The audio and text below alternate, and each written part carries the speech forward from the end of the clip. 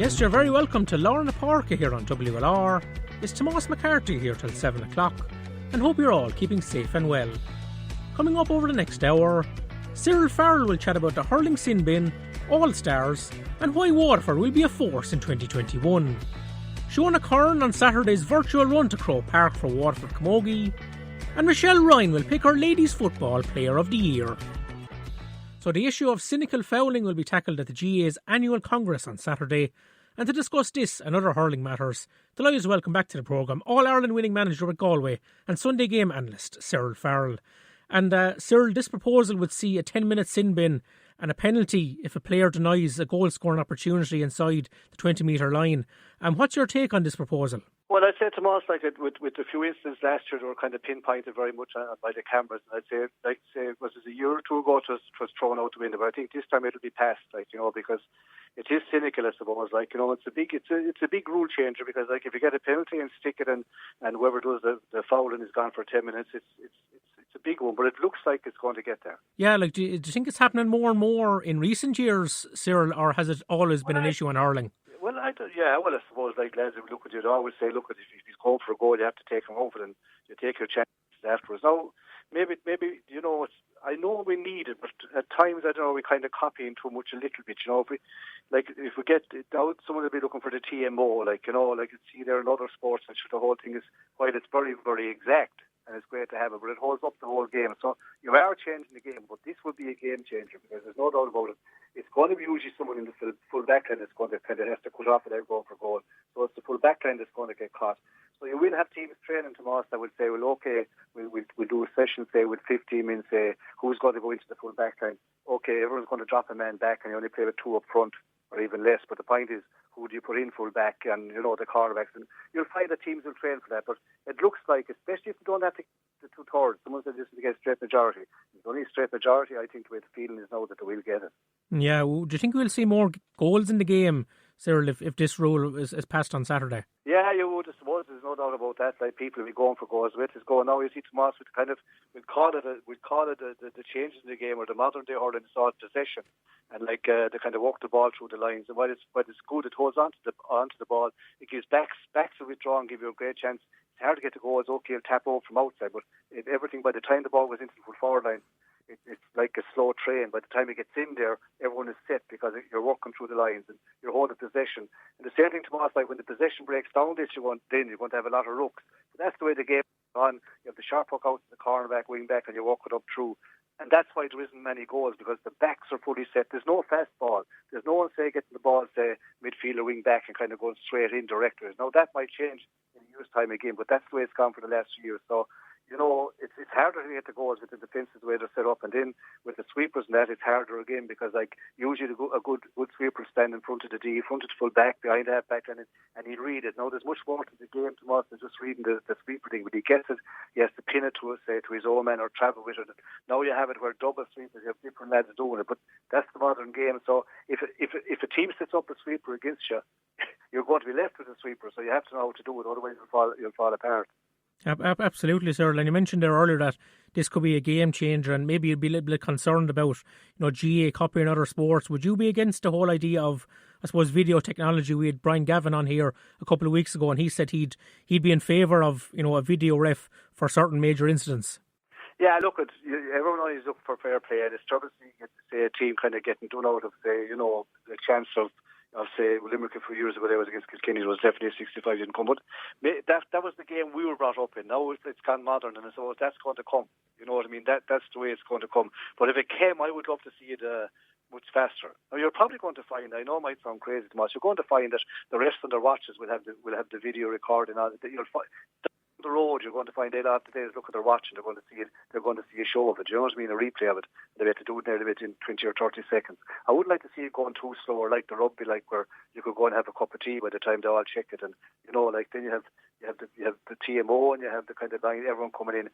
Rugby is a different game, but we seem to be going that way, and probably with the technology it probably will go that way. You can't kind of go against the tide, but that's the modern day version, I suppose. And I suppose 10 years' time for a like the siege, you probably will find it that way. Yeah, absolutely.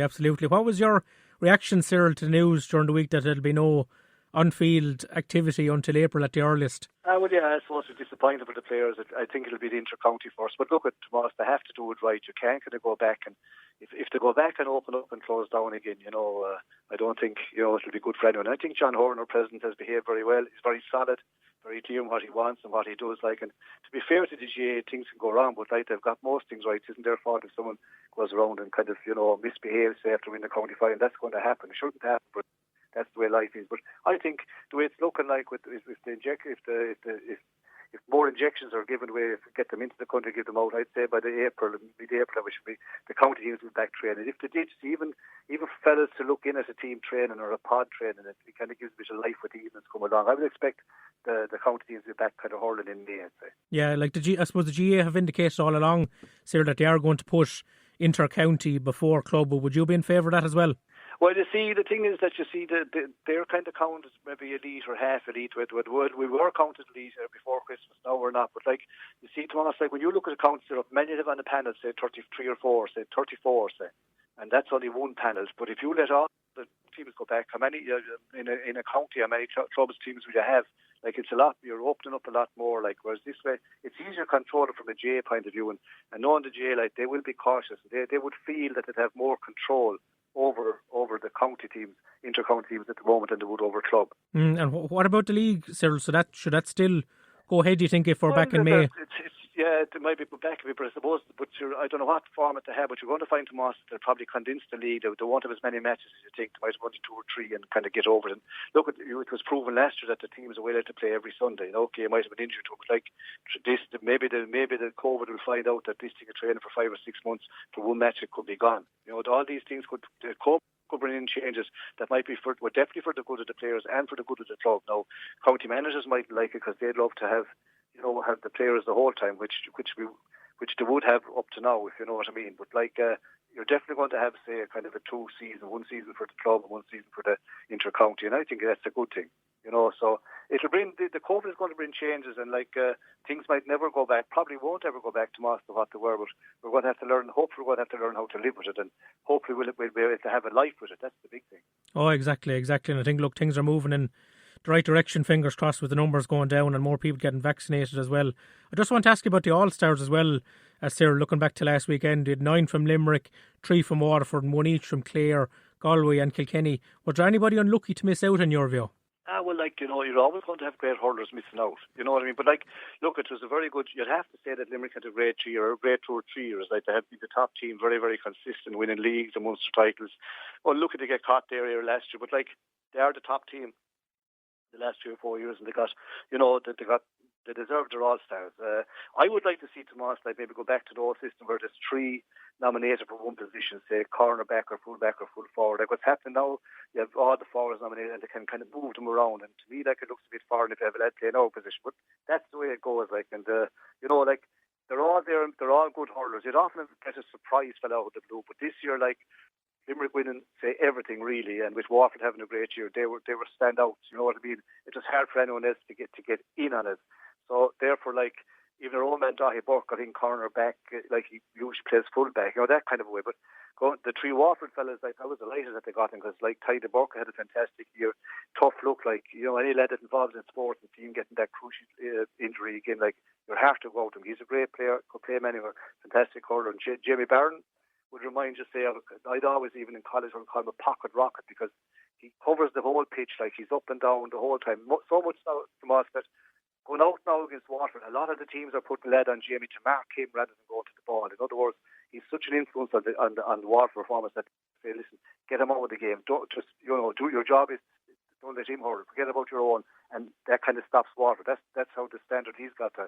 And so then you go Stephen Bennett was probably very unlucky.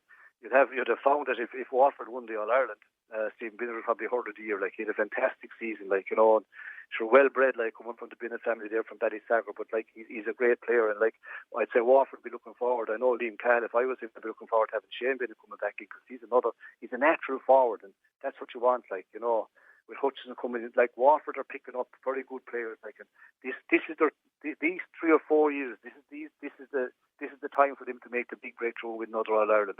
You get your cycle. To be fair to Limerick, they got their cycle and now they're doing it. You know what I mean?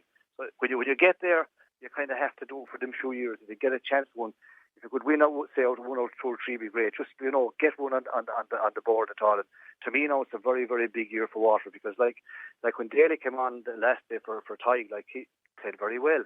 You'll be kind of saying, Jesus, this guy now, and he played for the under-21s or under-25, it was a week or two after. Like, good hurler. There's plenty of hurlers around, and with the likes of Shane Bennett coming back in, like, again, it gives a great lift.